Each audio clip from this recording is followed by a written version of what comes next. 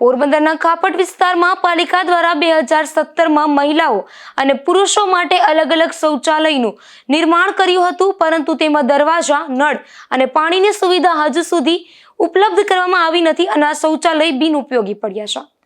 પોરબંદરના કાપડ વિસ્તારમાં પાલિકા દ્વારા 2017માં લાખો રૂપિયાના ખર્ચે મહિલાઓ અને પુરુષો માટે અલગ અલગ શૌચાલય બનાવવામાં આવ્યા હતા, પરંતુ અહીં નળ, પાણી અને દરવાજા સહિતની કોઈ સુવિધા આપવામાં ન આવતા આ શૌચાલય બિનઉપયોગી પડ્યા હોવાનું સ્થાનિકો જણાવી રહ્યા છે અને સ્થાનિકોએ ન છૂટકે ખુલ્લામાં શૌચક્રિયા કરવા પર મજબૂર થવું પડે છે.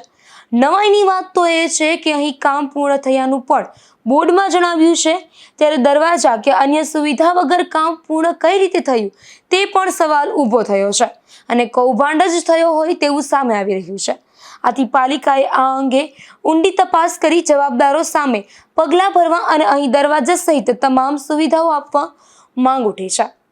નિપુલ પોપટ સાથે અશોક તાનકી, ગુજરાત ન્યૂઝ, પોરબંદર.